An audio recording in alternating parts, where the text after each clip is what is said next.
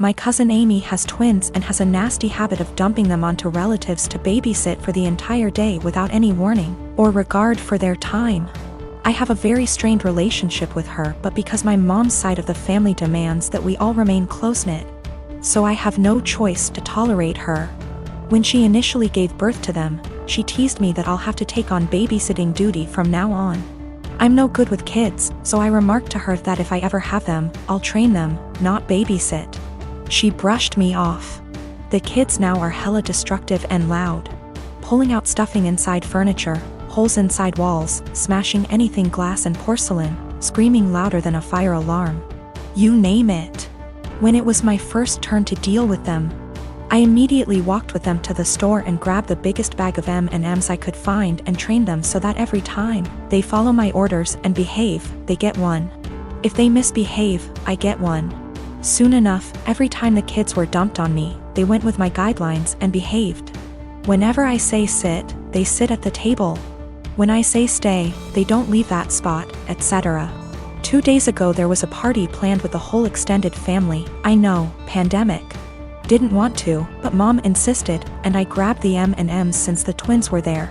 Arrived, twins were being so destructive, an entire tray of food was spilled. That all the adults had enough and yelled at Amy to control them. She vomited the same excuse of them just being kids and they'll grow out of it eventually. I shouted the twins' names and shook my M&Ms bag. They came running over to me and I popped 6 pieces into my mouth for their misbehavior. I told them to go clean up the mess or no candy all night. They do so. Halfway through the party, every time something similar came up or they just weren't behaving, I was the one able to calm them down. When Amy saw what I was doing, she got angry and started yelling at me about how her children aren't animals and that I shouldn't be giving them so much candy anyway. I told her that I'm their aunt, not their parent. Why am I the one disciplining them? Isn't that her job? She screamed the same argument at me, and since she's their mother, to stop giving them candy. One of the twins overheard and went apeshit. Dashed straight into the kitchen and started shattering anything they can get his hands on, shouting over and over that he wants candy. His twin joined him soon after. I repeated that she's their mother, and just sat in the living room watching it all unfold. At the end, Amy blamed me for them turning out this way.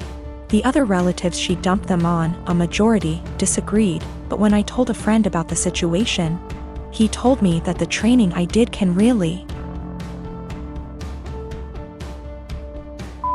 up the kids mentally later in life. My friend came to me yesterday at lunch with screenshots of my boyfriend's Tinder profile. The pictures were all old photos, so I confronted him immediately, expecting to hear something like, "Yeah." I forgot to delete that. Which is cool. He denied being on Tinder at all, and my friend suggested that she make an account, set it to his specifications, and see if he turns up. And there's his profile. So, this means that my boyfriend has been active on Tinder within the past 2 weeks. I confronted him with this and he changed his story. Now he's saying that his friend has been using his account. He shows me his phone and says, "Look, I have nothing to hide." And of course the app is deleted.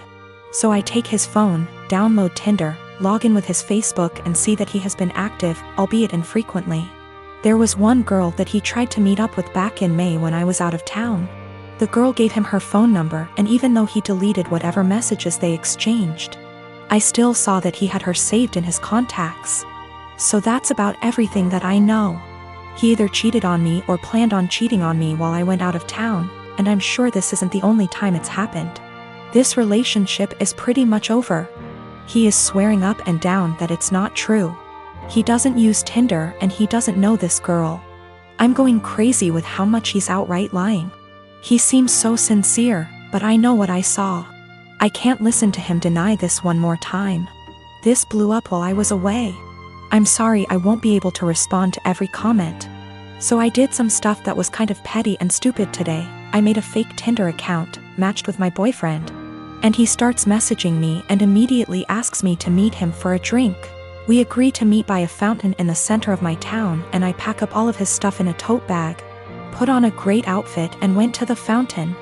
I stood kind of out of the way of the fountain in the shadows where I could watch the street that I knew he'd be arriving from. I was devastated, but I figured this way I could catch him without a doubt and end things quickly. All the time, he's messaging this girl on Tinder. But he didn't show up. 2 of his roommates did. We didn't speak, I don't know them well, but they watched me for a while. Figured out what was going on after a few more Tinder messages, and left quickly. So I wait a few minutes and I call my boyfriend and ask him where he's at. He says he's just gotten off of work and he's going to meet his roommate for a drink.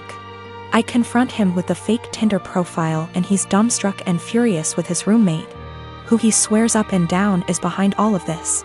I'm at home now, just emotionally exhausted and confused. Whatever is going on with his roommates is super sketchy and creepy. Up until this point my boyfriend and I had a great relationship. Really, no red flags anywhere. If I had already been suspicious that he was cheating, this would be a much easier break for me. The most recent message on his Tinder account, when I checked it yesterday, was sent to a girl he had matched with before we met. It said, "Would you want to meet up with my friend?" My boyfriend is the kind of person whose iPhone passcode is 0000. I wouldn't be surprised if his roommates did know all of his passwords. So, his Tinder account is still matched with my fake profile. To me, that indicates that he probably isn't the person operating the Tinder profile. If it were him, wouldn't he have blocked the fake profile immediately? A lot of people have said that he probably sent his roommates to check things out for him. I can't write that off entirely, but my gut says that it isn't true. I just don't think it's very likely. When it comes to his roommates, I'm very concerned that they have been using his profile to trick women into meeting with them. The fact that his profile hasn't been deleted makes me worry that my boyfriend is in on this. So that's about where I'm at right now. I'm worried that all of them are working together to, at best, scam women, at worst, assault them, and my boyfriend is at least passively involved. Either way, I feel some responsibility to do a little more digging. I am currently divorced from my ex Thomas of 30 years. We ended up seeing a lawyer to help with dividing stuff. Everything was pretty much wrapped up till he said he no longer wanted any part of our kids' lives. I didn't argue with him about it since I already know what it's like having a parent who doesn't want you around, or wants to be in your life. I asked what he wanted me to tell the kids and he just said, "Whatever you think is best, I don't care. I don't want to parent anymore." Everything was in agreement and signed with no fuss. A few weeks later I get a call from my ex-Mill asking if we could meet each other. When I came over she broke down crying and begging to let my ex see his kids again. I was confused about what she meant because not once did he contact me after meeting the lawyer. She went on about how my ex said he really missed them and that I was just a petty B*TCH for taking full custody. Also that he was crying for days about it. I told her my version of events and she called it BS, saying her son wouldn't lie like that, especially not about his kids. Then I decided to call him in front of her. He didn't know she and I were meeting that day. I said, "Hey, has a soccer game in a few days," which he did, and I was wondering if you wanted to go? I know he'd really love it and be happy to see you. He instantly said no.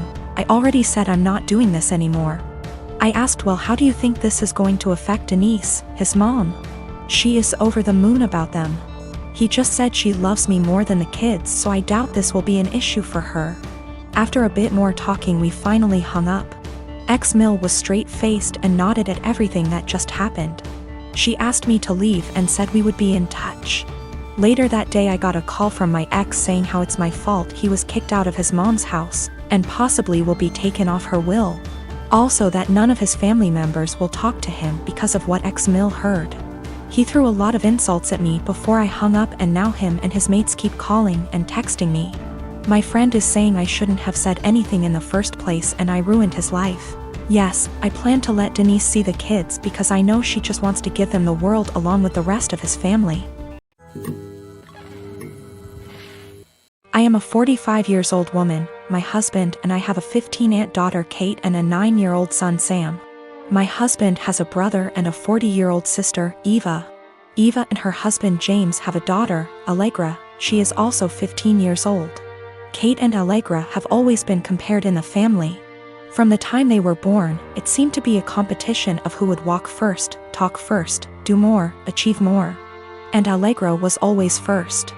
I won't go too much into detail about Allegra because that's not really the point, but I will say she's a beautiful, intelligent, truly one-of-a-kind girl, and her parents have done a great job raising her.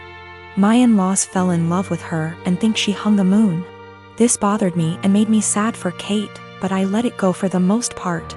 There's no doubt in my mind that they love all the kids equally, but out of the two girls you can tell who they admire more. Every summer, the whole family visits a holiday home that Eva shares with my in-laws. Over the summer, Kate met a boy, Luke, who was also holidaying in the area. They started dating. This was Kate's first experience with boys. Allegra had friends who were nearby, so for our first few weeks we didn't see her much. About 3/4 of the way through the holiday, Kate invited the boy she'd been seeing to dinner. Allegra was told to come, and afterwards she would be going to a party. At the dinner, it was clear that Luke was very attracted to Allegra. After dinner, Luke decided he would go to the party Allegra was going to as he had also been invited. They both asked Kate to go, but she wasn't allowed and was very upset. My husband and I felt it was not a safe or appropriate environment at her age. Eva informed us, because she knows we do not allow Kate into these environments, that it was an adult party, where there would be drinking and possibly other things going on. Allegra has grown up in a place where these kind of things are much more normal. And Eva and her husband made the choice to let Allegra live those experiences. From what I know and have seen, she handles it exceptionally and it has not caused any issues. However, it is not the way we have chosen to parent Kate, and so we didn't allow her to go. The next morning, Allegra came downstairs and asked to talk to me and Eva. She said at the party Luke was flirting with her and showed her some messages he'd sent her. We decided we would all talk to Kate. Kate spent the next 2 days miserable. When she finally came out of her room, Kate was caustic and everyone was getting a bit fed up with her attitude. Eventually, my father-in-law jokingly said, "Your mistake was introducing him to Allegra. How did you think that was going to go for you?" My mother-in-law told him off but added that Luke handled it terribly, but the outcome was sort of inevitable. Kate left the table in tears. We managed to get through the rest of the holiday, but when my husband brought up plans for Christmas, Kate refused to go. She said she couldn't bear being ridiculed by her own family and constantly compared to Allegra.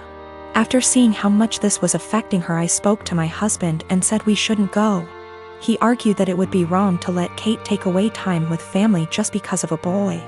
I reminded him that this has been happening since they were born, but he said that we can't shield Kate from every special person in the world. He said he would talk to his parents about their comments, but that we should not set a precedent of letting Kate run away from reality.